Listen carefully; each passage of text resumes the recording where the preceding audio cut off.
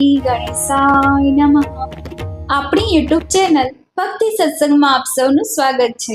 આજે આ વિડીયોમાં આપણે જાણવાના છીએ વૈશાખ માસની અમાવસ્યા ક્યારે છે, તારીખ 16 મે 2026 કે તારીખ 17 મે 2026. અમાવસ્યાનું શું મહાત્મય છે, અમાવસ્યાની શુભ તિથિ વિશે જાણીશું તથા અમાવસ્યાના મહાત્મય વિશે અને ઉપાય વિશે પણ જાણીશું. ઓમ તત્પુરુષાય વિદ્મહે મહાદેવાય ધીમહિ તન્નો રુદ્ર પ્રચોદયાત. બોલો શક્તિપતિ મહાદેવની જય. હિન્દુ ધર્મમાં અમાવસ્યાનું ઘણું મહાત્મય છે. અમાવસ્યા તિથિનું સ્મરણ થાય એટલે પિતૃઓનું પણ સ્મરણ થઈ જાય છે. જે આપણા પૂર્વજો છે તેમનું પણ સ્મરણ થાય છે. એ દિવંગત પિતૃઓના નામ ઉપર શ્રાદ્ધ, પિંડદાન, તર્પણ, દાન પુણ્ય કરાય છે. એ પિતૃતિથિ કહેવાય છે. મહિનામાં એક જ વખત આવે છે, તે અમાવસ્યાની તિથિ છે. આમ તો ભાદરવા માસમાં 16 દિવસ આપણે પિતૃઓને અર્પિત કરીએ છીએ, પરંતુ મહિનામાં પણ એક દિવસ એવો આવે છે જેમાં આપણે પૂર્વજોના નામ ઉપર કંઈક કાર્ય કરીએ છીએ, જેને આપણે શ્રાદ્ધ કહીએ છીએ. આમ કરવાથી પાપોમાંથી મુક્તિ મળે છે અને પિતૃના આશીર્વાદ પણ પ્રાપ્ત થાય છે. વૈશાખ માસની અમાવસ્યા એટલા માટે પણ ખાસ છે કારણ કે આજે ભગવાન શ્રી સૂર્યનંદન છાયાપુત્ર શનિદેવ મહારાજનો જન્મદિવસ મનાવાય છે. અને ગુજરાતની બહાર તો વટ સાવિત્રી વ્રત પણ રખાય છે. આ વ્રત રાખવાથી બહેનોને અખંડ સૌભાગ્યની પ્રાપ્તિ થાય છે. જો કે આપણે ગુજરાતમાં જ્યેષ્ઠ માસની તેરસથી પૂર્ણિમાનું વ્રત વટ સાવિત્રીનું વ્રત રખાય છે. સૌપ્રથમ આપણે જાણી લઈએ વૈશાખ માસની અમાવસ્યાની તિથિ ક્યારે આરંભ થાય છે, કયા દિવસે વ્રત રાખવું તથા કયા દિવસે આપણે શનિદેવની પૂજા અર્ચના કરવાની છે.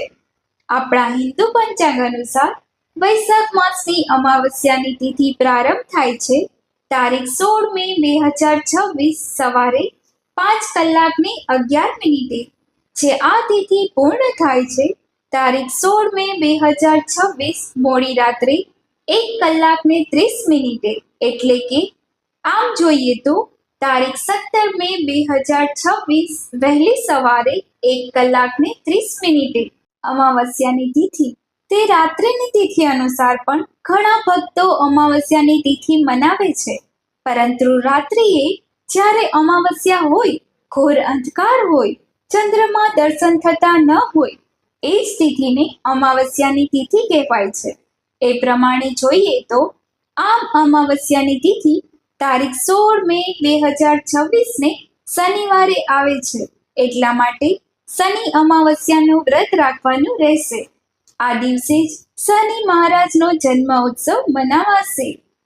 કારણ કે અમાવસ્યા તે રાત્રિના ઉત્સવની તિથિ છે. રાત્રે અમાવસ્યા હોય ત્યારે રાત્રે અમાવસ્યાનું પૂજન થાય છે. જે ભક્તો સાત્વિક છે તેઓ સાત્વિક પૂજા કરે છે, જે ભક્તો તાંત્રિક છે તેઓ તાંત્રિક પૂજા કરે છે. માટે રાત્રિની પૂજા જ વિશેષ મનાય છે. એટલા માટે શનિવારે અમાવસ્યાની તિથિ ઉજવવાની રહેશે. અને જે ભક્તો સૂર્યોદય તિથિ પ્રમાણે અમાવસ્યાનું વ્રત રાખવા માંગે છે અથવા અમાવસ્યા ઉજવવા માંગે છે, તેઓ તારીખ 16 મે 2026 દિવસે જ વ્રત ઉપવાસ કરી અમાવસ્યાની પૂજા અર્ચના કરી શકે છે. આ અમાવસ્યાના દિવસે પવિત્ર નદીઓમાં સ્નાન કરીને પિતૃ માટે તર્પણ, શ્રાદ્ધ, પિંડદાન આદિ કરવાથી સર્વ પાપ નષ્ટ થાય છે. રોગ ઋણ કર્જમાંથી મુક્તિ પ્રાપ્ત થાય છે. જીવનમાં શાંતિ સ્થપાય છે. ઘરમાં પણ સુખાકારી રહે છે. પિતૃદોષનું નિવારણ થઈ શકે છે. પિતૃદોષ એટલે શું?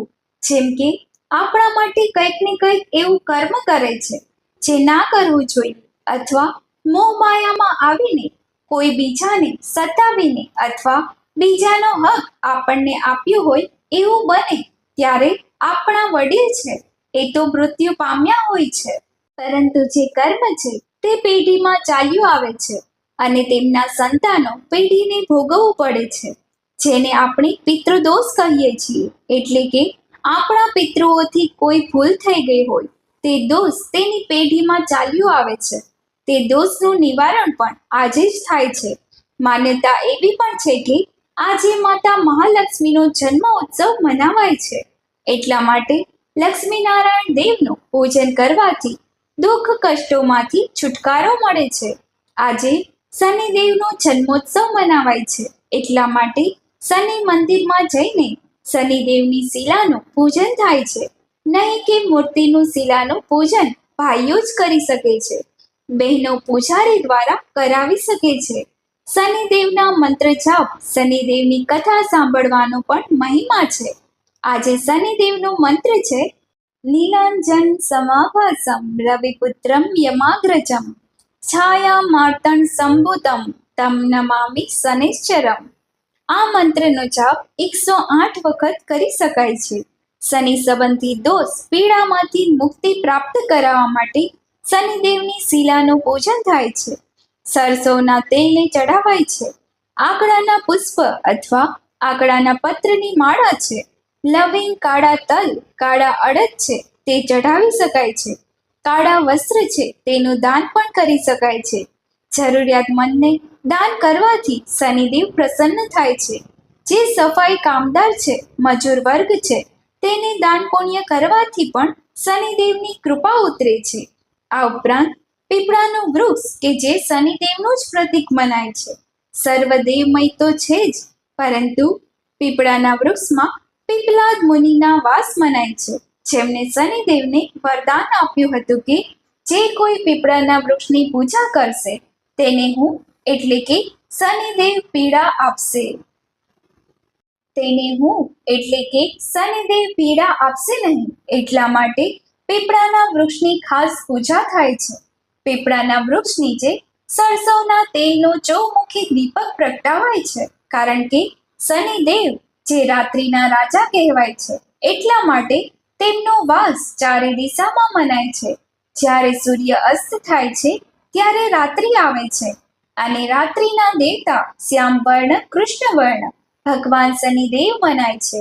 છાયા નંદન છે, એટલા માટે જેવો છાયો થાય છે ત્યારે શનિદેવ તેમની માતા સાથે આ ધરતી લોક ઉપર વાસ કરે છે. આ ઉપરાંત શનિદેવ કર્મફળ દાતા પણ છે. જેવા કર્મ કરશું તેવા ફળ મળશે. એટલા માટે શનિદેવની જે ભક્તો પૂજા કરે છે તેની સદબુદ્ધિની પ્રાપ્તિ થાય છે.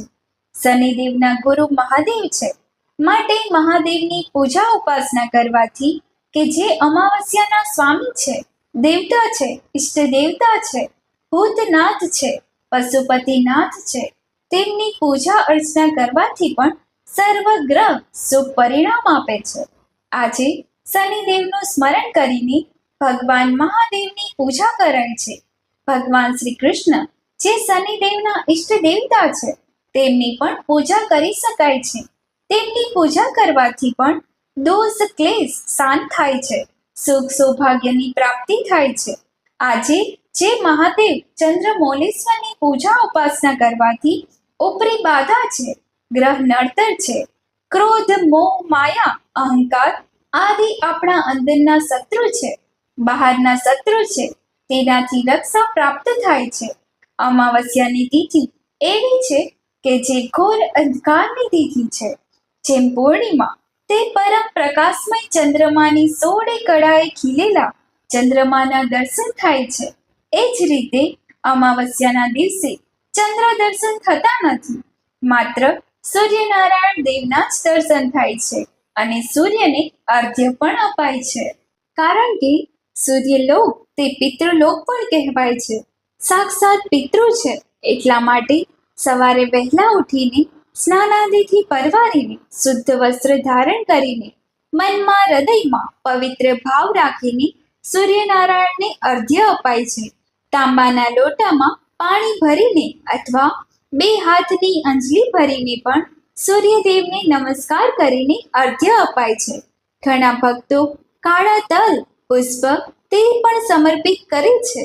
જેનો જેવો ભાવ એ પ્રમાણે પ્રભુની ભક્તિ થાય છે, જેથી પિતૃ દેવતાની કૃપા પ્રાપ્ત થાય. ભગવાન મહાદેવને ગંગાજળ, કાચું દૂધ, બિલ્વપત્ર, કાળા તલ, કાળા અડદ અને દહીં મિશ્રિત કરી તથા વિવિધ ઉપચારથી, વિવિધ અનાજથી ભગવાન મહાદેવનો અભિષેક થાય છે. ધૂપ દીપ નૈવેદ્યથી પૂજન થાય છે. ભગવાન મહાદેવની આરતી ઉતારાય છે. શનિદેવની પણ શિલા હોય છે અને મહાદેવનું પણ શિવલિંગ હોય છે. તે બંનેની પૂજા આજે શુભ મનાય છે. આજના દિવસે શનિ સંબંધી વસ્તુ છે દાન પણ દેવાય છે.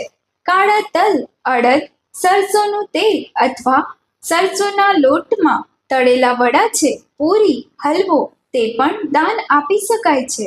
જરૂરિયાતમંદને લોઢાની વસ્તુનું દાન અપાય છે અને શનિદેવના મંદિરમાં જઈને અથવા પીપળા નીચે બેસીને અથવા ઘરે પણ આસન પાથરીને ઓમ સમ શનિશ્ચરાય નમઃ સંધ્યા સમયે આ મંત્રનો જાપ કરવો ઉત્તમ મનાય છે.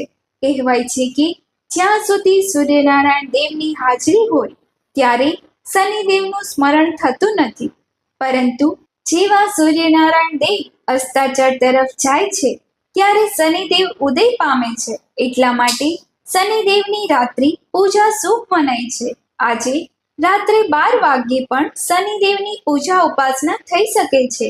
માન્યતા છે કે અમાવસ્યાના દિવસે પિતૃલોકના દ્વાર ખુલે છે અને પિતૃ પોતાના જે વંશજો છે તેની પાસે આવે છે, કંઈક આશા લઈને કે તેમના વંશજો કંઈક તેમને અર્પણ કરશે કે જેથી તે તૃપ્ત પામે અથવા મુક્તિ પામે. એટલા માટે પિતૃ નિમિત્તે તર્પણ દાન અને પિંડદાન દેવાય છે. બ્રાહ્મણોને દાન દક્ષિણા અપાય છે. સીધું સામગ્રી દક્ષિણા સહિત અપાય છે, જેથી પિતૃના આશીર્વાદ પ્રાપ્ત થાય અને જીવનની બાધાઓ દૂર થાય, પારિવારિક જીવનમાં ઉન્નતિ થાય છે. આ અમાવસ્યાના દિવસે શુદ્ધ ભાવથી આસ્થા સાથે નાનો એવો પ્રયાસ કરીને પિતૃદેવતાનું સ્મરણ કરીને દાન પુણ્ય કરવાથી પણ શનિદેવની કૃપાની સાથે પિતૃની કૃપા પણ પ્રાપ્ત થાય છે. શનિદેવનો જન્મોત્સવ મનાવાય છે. સાથે જ બજરંગબલી દેવનું પણ પૂજન થાય છે. જો આપણે શનિ મંદિર જઈ ન શકીએ અથવા શનિ મંદિર આસપાસ ન હોય તો ભગવાન શ્રી હનુમાનજીની પૂજા ઉપાસના પણ કરી શકાય છે. હનુમાનજીને ચોલા ચડાવાય છે, વસ્ત્ર સમર્પિત થાય છે, સિંદૂર સમર્પિત થાય છે, ઘીનો અથવા તેલનો દીપક, ધૂપ, દીપ નૈવેદ્ય આદિથી પ્રભુનું પૂજન થઈ શકે છે. આમ કરવાથી શનિ દોષ શાંત થાય છે, શનિદેવની કૃપા પ્રાપ્ત થાય છે. આજે અમાવસ્યાના દિવસે નકારાત્મક પ્રભાવ વધુ જોવા મળે છે, માટે કામ વગર ઘરની બહાર જવું નહીં અને રાત્રિના સમયે ખાસ અમુક જે જગ્યા છે, મેદાનો છે, કબ્રસ્તાન છે અથવા સ્મશાન છે ત્યાંથી નીકળીએ ત્યારે ભગવાનનું નામ સ્મરણ કરીએ. આ ઉપરાંત અમાવસ્યા છે, પિતૃતિથિ છે.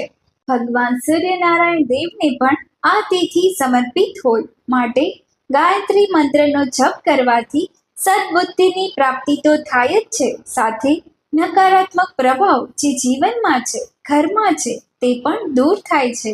માટે ગાયત્રી મંત્રનો જપ અવશ્ય કરવો.